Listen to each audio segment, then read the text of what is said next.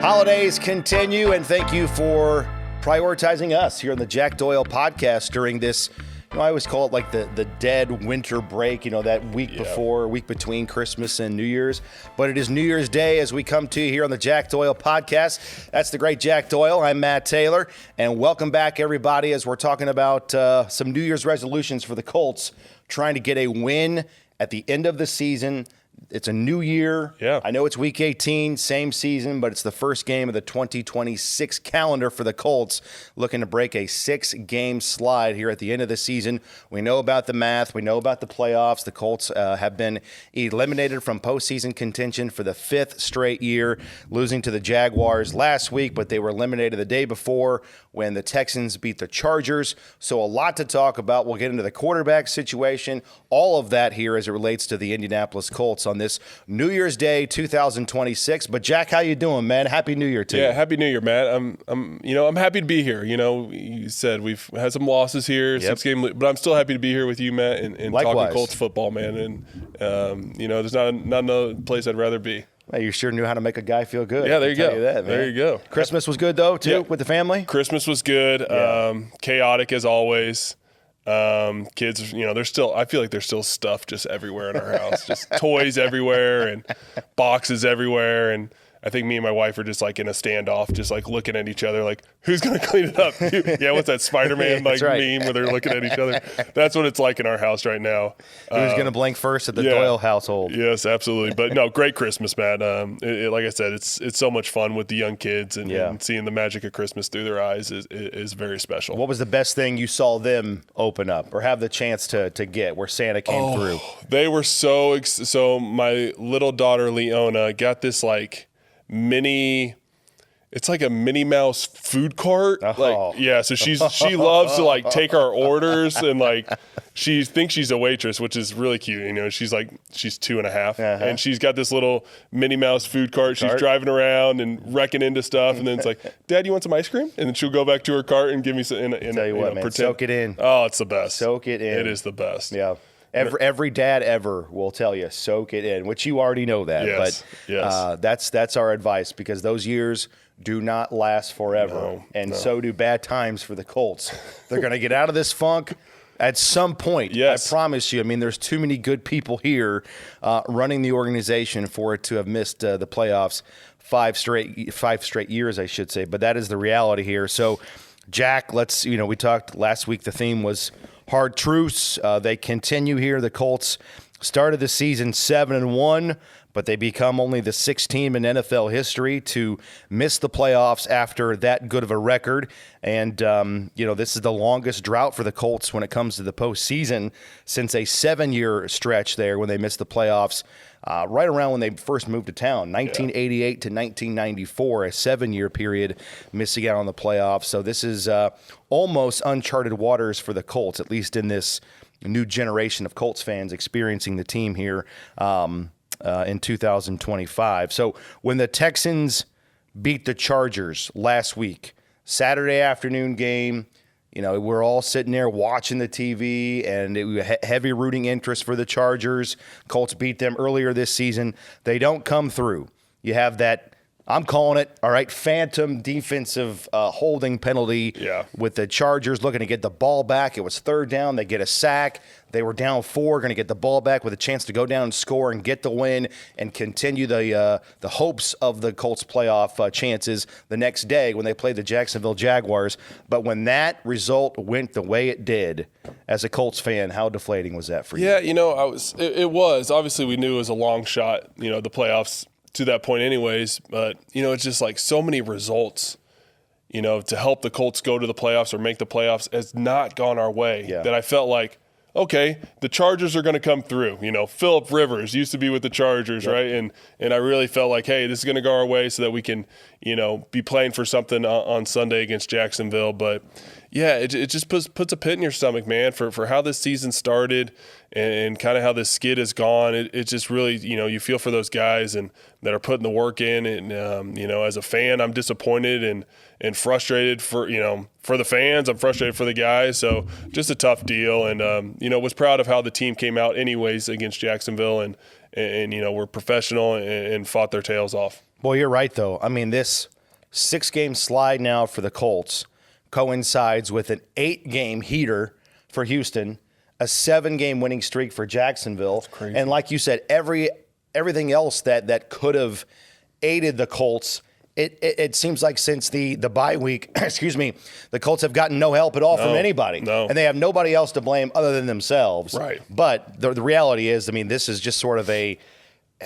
statistical anomaly where, I mean, what could go wrong has gone wrong for the Colts, both internally and externally late in the season. Yeah, it makes it even tougher, right? And you never want to live that way, right? We don't want to be like, this game, feel sorry for us. That's this like game blaming the refs. Yeah, it wasn't going our way, but like, no. You lost, no, fair and square. We lost a bunch of games, Yeah. close games, and losing all these games in a row. You got no one to blame but ourselves. And it's just really frustrating to not, just get a chance in the playoffs, right? With how this team started, with how this season started.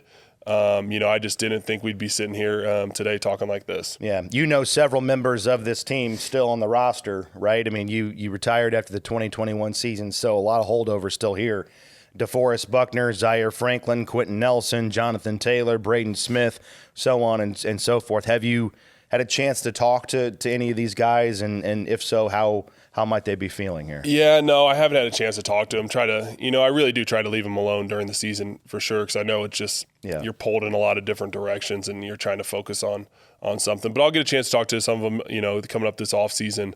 It just they got to just be frustrated, reeling a little bit, just like kind of at a loss. Like, how did this happen? Just how similar to how the fans feel.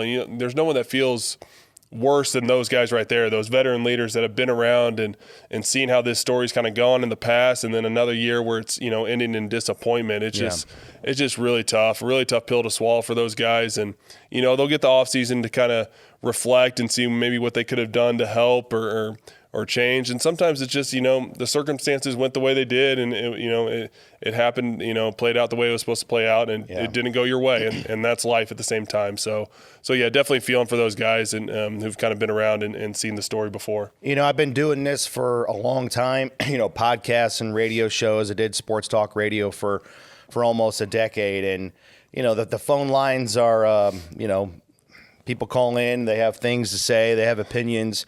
So fans out there, they're PO'd. Yeah. I get it. Yeah. Right? But where does the fans' frustration, how does that compare to a Colts player or a coach frustration? I have to imagine, if you're pissed off as a fan, imagine how a guy like Tyquan Lewis feels, right, or a guy like Zaire Franklin feels. I mean, a guy that's actually doing it, putting in all the work, sacrificing time and his body and putting everything on the line, and still, from a playoff standpoint, doesn't have much to show for it. I mean, Matt, we've talked about the show. I still wake up in the middle of the night thinking of the 2021 loss to Jacksonville. That's 4 or 5, whatever years ago. So thinking of You're that, waking up in a cold sweat. Yeah. That still happens. So that's what these guys are feeling. These, these are scars. You lived it, dude. These guys are going to live throughout the rest of their lives, and they're going to be thinking about it. Yeah, and I get it. Like, fans should be upset because the way it fell off, it wasn't the standard. It wasn't good enough, right? And it's got to be better. But trust me, these players, these guys are. They're ultimate competitors, and they're probably a little bit embarrassed the way this went down. I mean, they just, you're on this losing skid right now.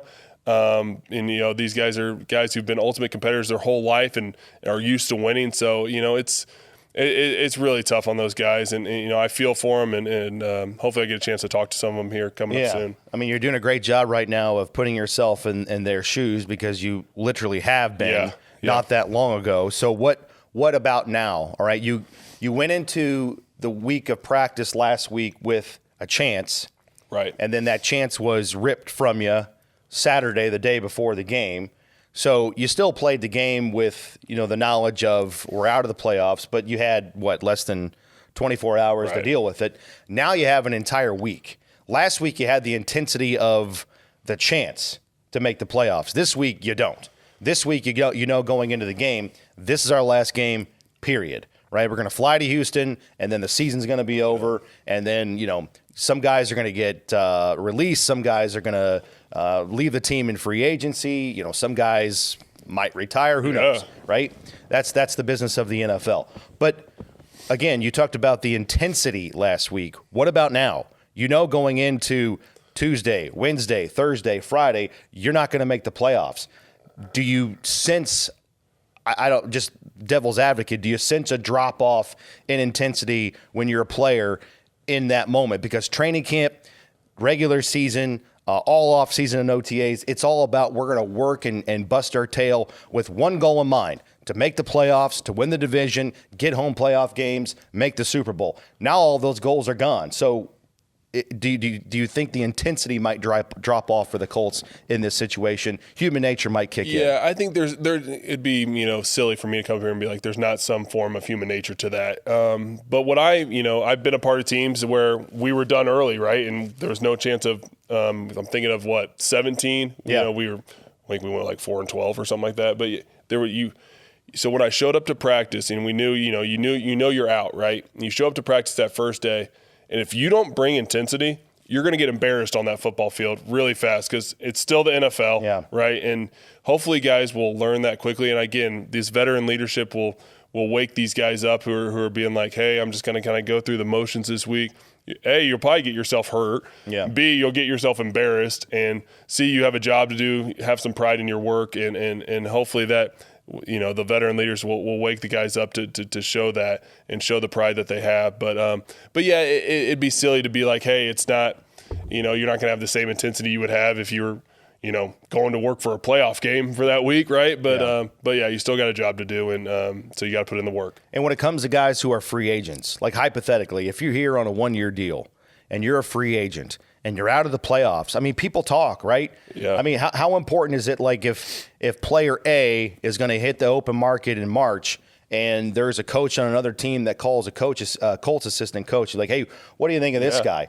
Like, you have to be able to – if you're the player, you have to be able to force the Colts coach, I should say, to say, we were out of the playoffs, but this guy still busted as you know what right. every single day, regardless of the implications on Sunday. Yeah, it was the same guy every single day. That's what everybody wants. Every coach wants consistency from a player. It doesn't matter what the circumstances are, that you're the same guy every single day. And every single day in this building, as a player, is, you have to have a little bit of gratitude that you're an NFL player and what you're being asked to do and to be able to achieve the highest level of football.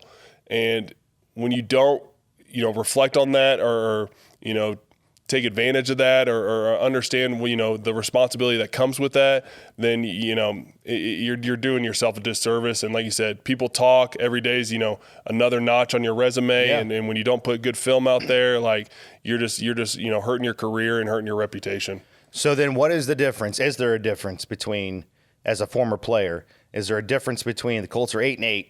Is there a difference between 8-9 and 9-8? 8-9 means you've lost 7 straight games to close out the season.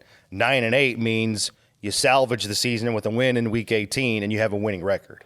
Yeah, I mean, I wouldn't say there's a big difference in 9-8 and 8-9, but there's a big difference in losing 7 games to end your season, right? So I think a win is really important as far as that goes, and just getting that little bit of the sour taste out of your mouth that, hey, we still can go win a football game, right? Like, we've kind of forgotten how to do that and lost a lot of tight games. So let's get a win so that we can remind ourselves, hey, we know how to win football. And like you said at the beginning of the show, it's a new year, right? New in 2026. Let's go get a win in 2026. All right. So as we sit here and tape this right now, as we talk to you, we are talking to you before there's anything definitive from head coach Shane Steichen when it comes to the game plan and the quarterback decision for Week 18 against the Houston Texans.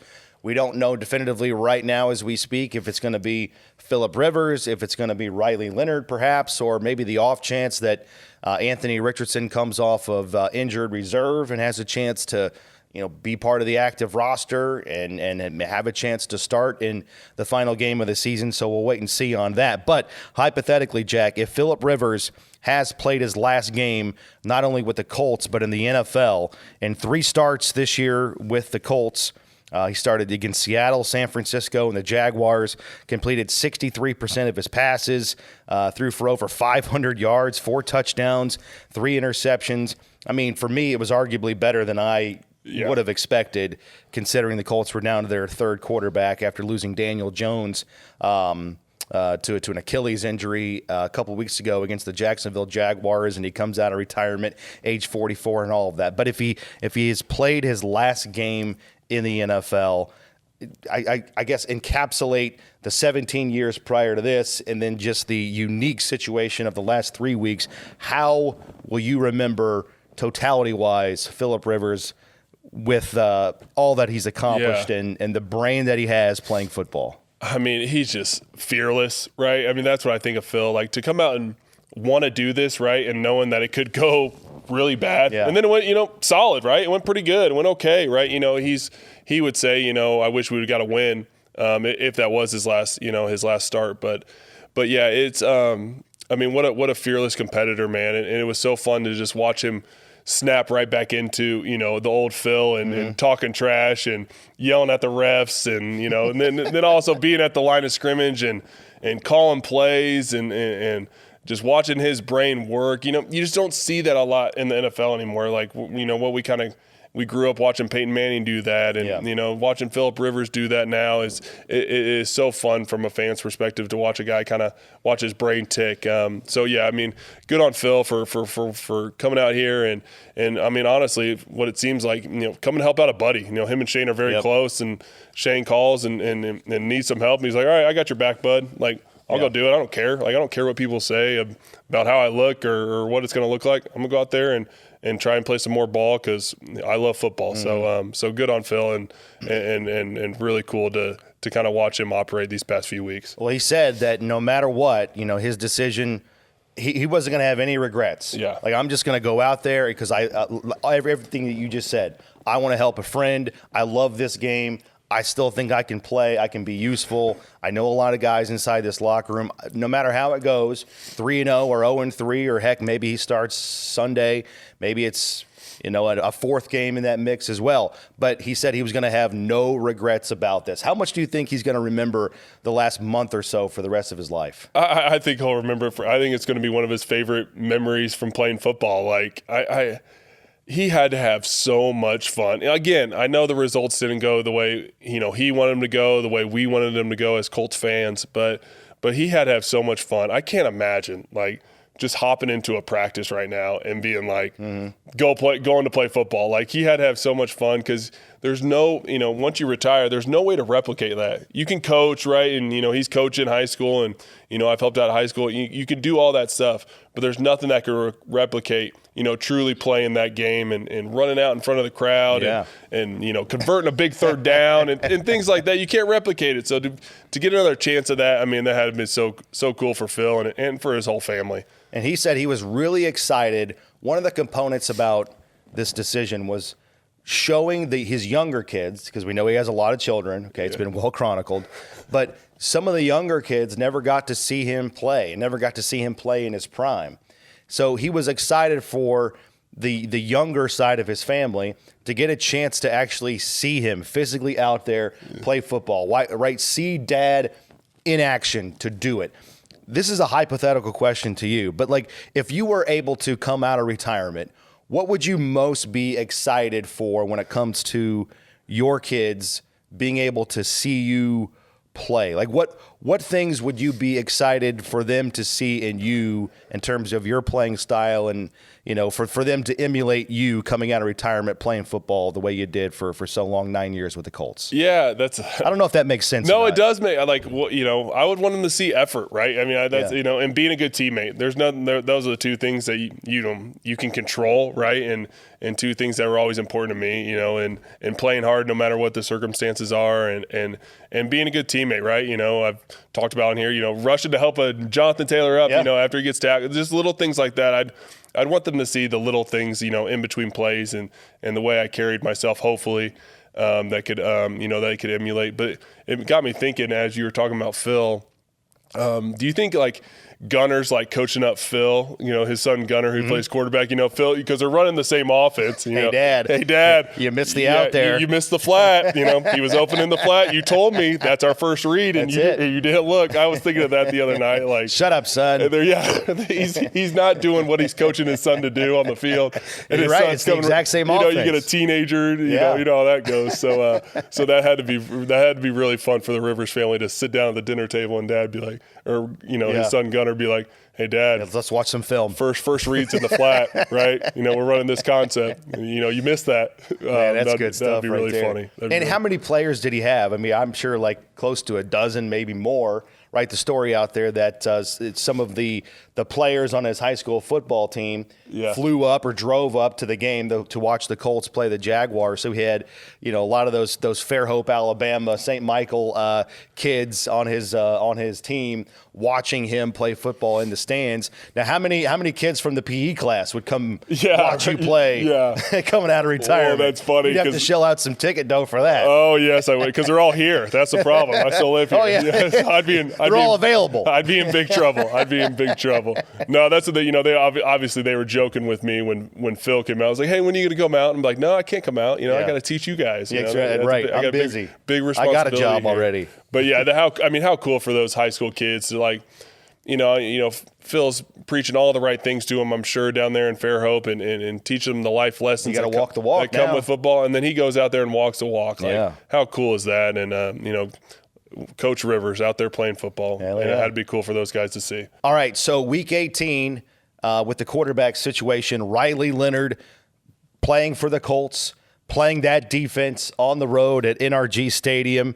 What do you like about Riley Leonard's game? The rookie out of Notre Dame, he's played, I think, 3 or 4 games. Most substantial body of work came in that game a couple weeks ago. I think it was week 14 in Jacksonville after Daniel Jones tears his Achilles. What do you like about Riley Leonard's skill set going into the final game of the season? Yeah, his mobility, right? And he's going to be going up against a really tough defense in the Texans. We've seen that earlier in the year. And the way they can kind of get after you. But yeah, Riley, I think, from the body of work he's had this whole season and watching the way Daniel operated, right? And then he got a chance to watch how Phil operated, right? He had to learn a lot.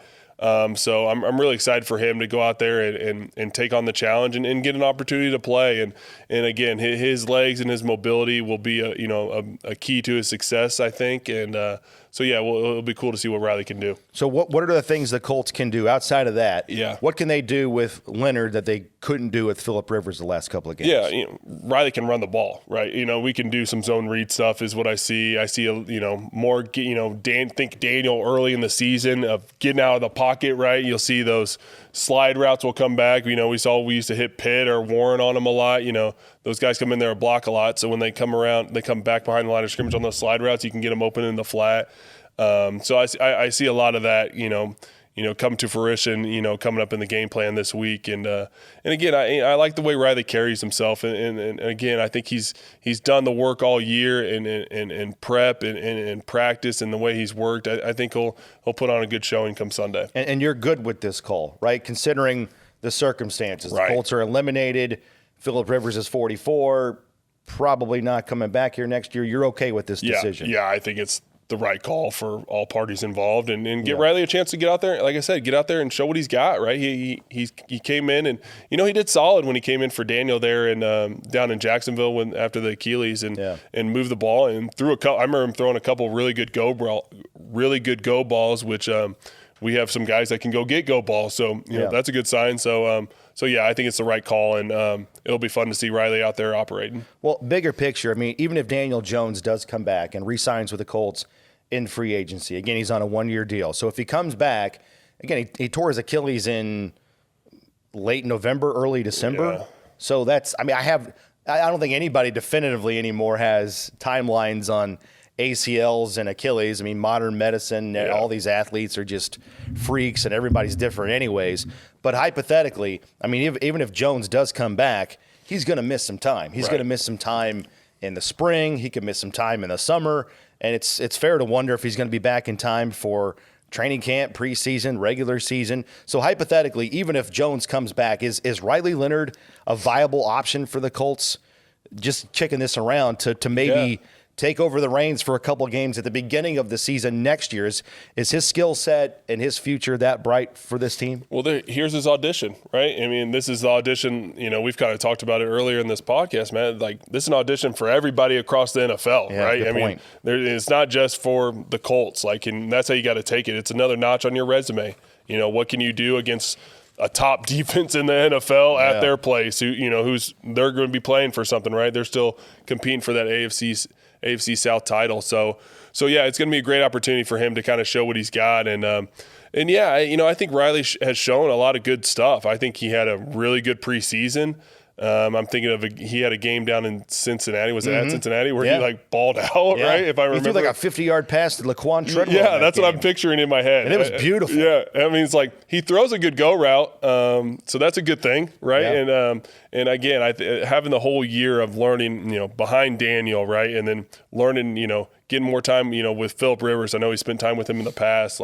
Who better to learn, seeing defenses and where to go with the ball than Phillip Rivers. So yeah, this will be a great audition for him to kind of show what he's got and to see, if he's a viable option going into next year to kind of, fill a role. All right, so Riley Leonard is going to quarterback the Colts in Week 18, so we'll look forward to that. Obviously, a different set of circumstances for the Colts as they close out the season.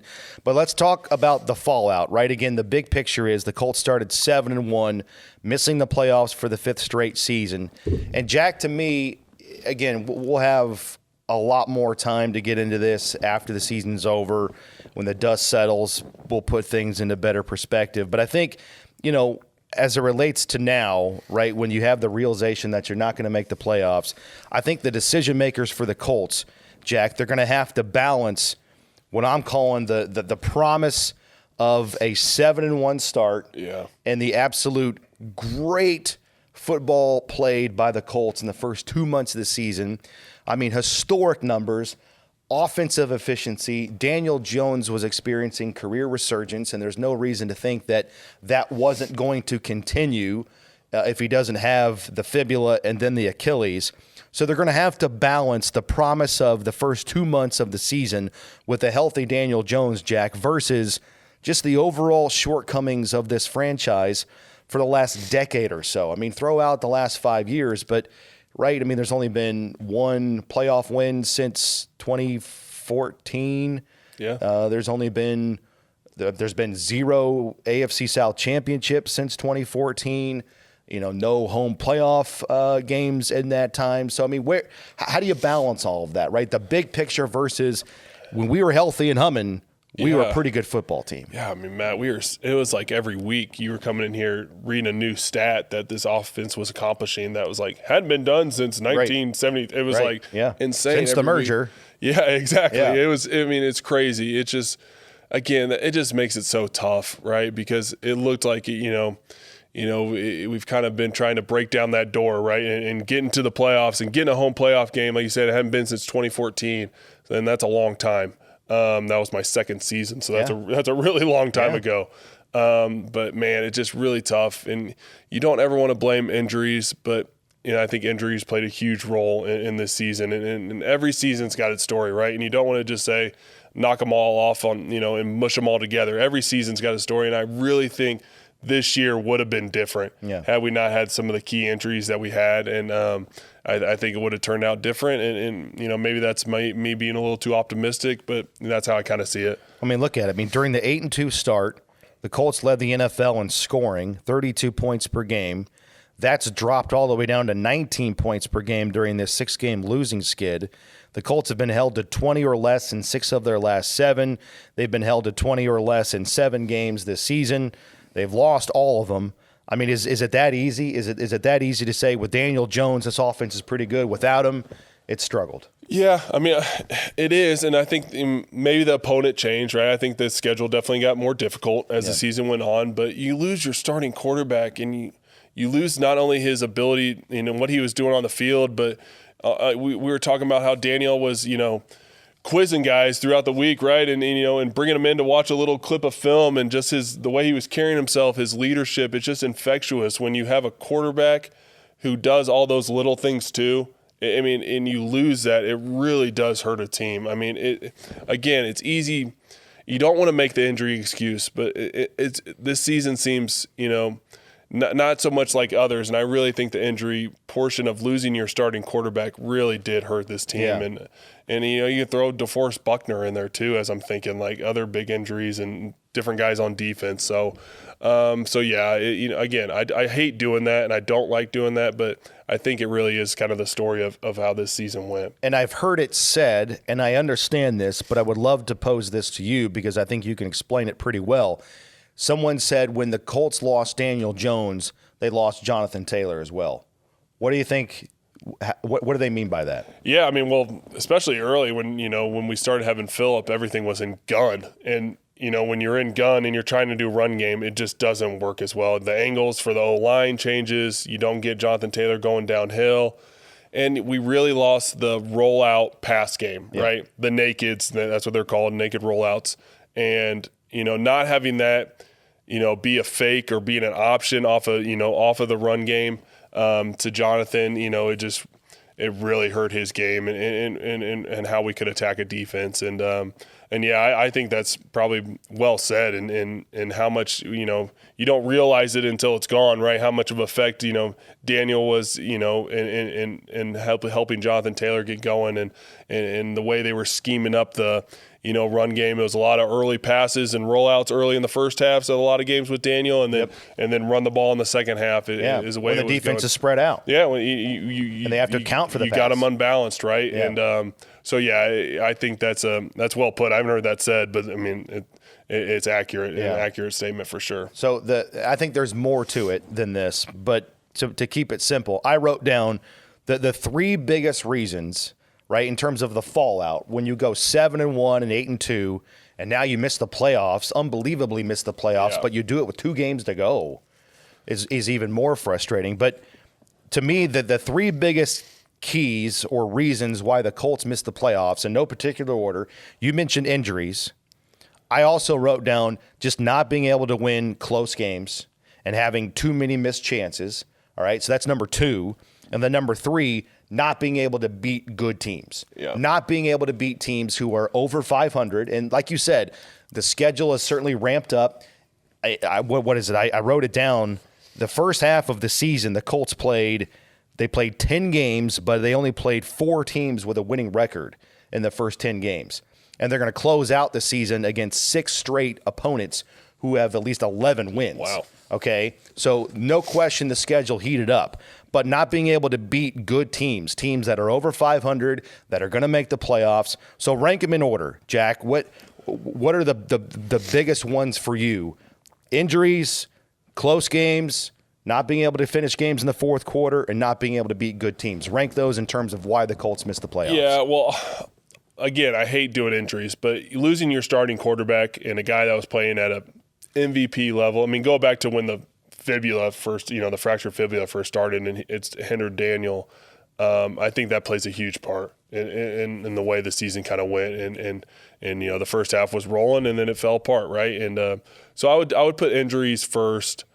And then you got to win close games because I would put that second, and then last I would put, beating good teams, which those are pretty even in my eyes. But they all go hand in hand. Yeah, they all go hand in hand. But you can't. Every game in the NFL is close. Yeah. For the most part. Yeah. They are one-score games. 70. I don't know. I'm guessing 75, 80%. It all comes down to the fourth quarter. There are one-score games. Most of them in the last 4 minutes. You got to find a way to win those, and we just haven't. Right? We haven't figured that out, and I don't know what it is, and I don't know how to fix it, but we got to find a way because that's just what the NFL is, and you're not going to be in the playoffs if you don't win some of these close games, and you playing good teams late in the year. Yeah. You split those, right? We split those last, what was it, 6 teams with 11. You go 3-3 in those because you're beating bad teams early in the season, right? Right. You're taking care of your business, right? You're giving yourself some leeway. You just got to split those, right, and win some of those. And it goes back to injuries, though. Like this is me talking, not you, but if Daniel Jones and DeForest Buckner primarily are healthy, like the heart and soul of the guy on offense and the heart and soul of the guy on defense, if those 2 guys are healthy and humming late in the season and you play all these good teams late in the year, you may not go undefeated, but you're not going to go over. No, you're going to split them, right, to some degree, and you're not going to be in this situation. You're going to be 10, 11 wins, going into Week 18 with a much better chance of an ability to make the playoffs, and heck, you're probably still alive to win the division too. That's just crazy. That's just me talking. Yeah, no, but that is. I agree with you, man. I agree with you completely. So it's all big one ball of sorrow, right? It is one. Yeah. Get the tiny violins out for us, right? Exactly. Yeah, that's how we're feeling. But it's just, it just stinks. We were sitting here talking about home playoff games. That's what I keep thinking about as we're kind of discussing how the season went and thinking of, number one seeds. We're thinking of home playoff games, the way the beginning of this year went. And man, I just feel sick for those guys and how it kind of all fell apart. And starting with the injury to Daniel and like you said, DeForest too. I can't remember exactly when DeForest first hurt his neck. That was in Pittsburgh. Yeah, week 9, I think. Yeah, so it's just again, like you said, those truly are like DeForest's leadership skills and talents and the way he plays football and the way he carries himself and holds guys accountable and the way he plays, man, that you can't tell me that wasn't missed from that defense out there and the way he can get after the passer. And then Daniel Jones the same way as far as the offense goes. So, yeah, really, really tough pill to swallow with how this thing's kind of shaken out. I mean, what's more unbelievable, the Colts' 6-game slide and losing 7 of 8, or Jacksonville winning 7 in a row after they were 3-5, 5-4, somewhere in there. I have to go back and look. Or Houston winning 8 straight games after starting the year 0-3. It's like you forget about that, right? And because we're stuck in our own little bubble here. But it's like I didn't even realize they've won that many games. I know they've been winning, but like to win that many in a row is just. It doesn't make sense. What's up with the AFC South? Yeah. Like, this is supposed to be our year. And Houston, again, I mean, Houston's a great team, and they deserve it, right? They're in. And, I mean, C.J. Stroud missed 3 games with a concussion. Davis Mills comes in. Great job. He weathers the storm and takes over the wheel and keeps it right down the middle. But, I mean, they don't score a boatload of points. I'll tell you what, though, that Will Anderson guy. I understand. Like one side of the ball is kind of dominating that team, kind of carrying a little bit. That Will Anderson guy is legit, man. I'm glad I don't have to block him. Twice a year, too. Yeah, no, that'd be no. I mean, they had plenty there when I was, when I was playing with Watt and Merciless. Oh, gosh, I still wake up thinking of Merciless. Sorry, I didn't mean to do that. Merciless. No one talks about Merciless, but he might have been the best. Like, just so play strong. in, play out, strong, great hands. Like, Winnie great Merciless. last name too. Yeah. Yes. For a defensive end. He was. Defensive I think he's an Illinois product. Yep. But yeah, he was a stud. And Clowney, they had Clowney too. Clowney's still going, but yeah, it just stinks, man. It just like the fact the AFC South is doing this to us after the beginning of the year. It looked like riding a high. Yeah, I mean, we're flying home from Berlin, 2.5-game lead in the AFC South, and all these teams are kind of treading water a little bit. You're like, okay, we have finally built up some wiggle room. We've gotten off to a great start. We have this margin for error, and they used it up by the end of November. I mean, it's crazy. We laugh about it now, right? Yeah, because we're in it. Because we're in it. We're in it. You got to almost laugh about it because how else do you respond to it, man? Exactly. That's a coping mechanism. It just stinks, man. I feel so bad for those guys that are putting in the work and the coaches who are putting in the work for it to kind of just fall off the rails here. It's just really tough. Yeah. Really tough pill to swallow, like I said. Yep. Well, we can't end on a downer. We got to ramp things back up a little bit. That's what we do here to close out the podcast. If you're new to the show, we have some fun with Jack Doyle, 2-time Pro Bowler, 9-year Colt tight end. We know him as the great football player, but let's get to know him off the field. We call it You Don't Know Jack. So, Jack, this is where we get to know you a little bit, and obviously this week's theme is centered around the holiday season. Last week we talked about, your favorite Christmas presents and your favorite Christmas traditions, but this week we want to know, Jack, where do you stand on New Year's Eve? Overrated, underrated? I'm going to say it's overrated. Overrated. Yes, it is absolutely overrated. I don't care, right? I don't care about New Year's Eve. Yeah. It's just another day. You don't have your party pants on. No, I don't have my party pants. I've never really gotten the hype around it. I really haven't. Same. I mean, I'll watch the ball drop, I guess. It's amateur night, brother. My kids will try and be like all hyped up, right? And try and stay up. And I'll probably be asleep on the couch. I probably won't make it. So this is, I don't know if you've ever pulled this off or tried to pull this off, but this is the Joe Wright's move. He's got a gaggle of kids too, okay? Yes, he does. All right, he's got, 8 of them? Yep. Yeah, Yep. So his move is he'll he'll like change all the clocks in his house. It's such a baller move. Yeah. So like when it's like 9 o'clock, he'll fast forward it to like 11:30. Showing last year's and he'll pull up a YouTube video, put it on the TV, and say, "Kids, gather around. Happy New Year. 2 minutes, 10, 9, God. and then they go to bed at like 9:45, 10 o'clock. I'm like, dude, that's a pro's move. What a move! I might try and steal it. Yeah. I might try and steal it. I don't know if it'd be hard to change all the clocks though with so many. Oh, I mean, yeah, you have to be pretty comprehensive about it. Yeah, and you got to kids have you got to do it the phones day before. and tablets and stuff. Yeah, do it the day before, right? All right, so I'm gonna do it tonight. We're shooting this on Tuesday, so I'm gonna do it tonight, so it's ready for New Year's Eve. Holy smokes! But yeah, definitely overrated in my eyes. Yeah. I don't get. So you never went out though, like in college. You never. I did guess the big party or party bus. I guess never did anything big. I remember like going to like the Elbow Room downtown, like in college. Yeah, there you go. That's it. That's that's what I remember doing for New Year's. The Elbow Room. Yeah. What were you doing down there? I don't know. That's what you were like, what, 23, hanging out with a bunch of 50-year-olds at the Elbow Room? No, it was like someone who grew up. I know some East Sider was throwing a party or something. I don't know. I was probably in high school. I don't even know. Keg beer? I might not have been of age. I don't even know. Hey-o. That's what say that. But I was still in college. Statute of I wasn't playing. limitations. I wasn't playing for the Colts. I remember that. Right. I was still in college. Fake ID with Jack Doyle. No, I was probably 21. My wife maybe not, but I was probably 21. Man. Yeah. But yeah, definitely overrated. I don't have like a go-to celebration that we're going to do or anything like that. I don't think I can remember anything I've ever done on New No, Year's Eve. I could be completely wrong in saying the Elbow Room too. I don't even know. Well, we'll check the police report. Yes, we'll find out what year that was and the officer that pinched you for a fake ID.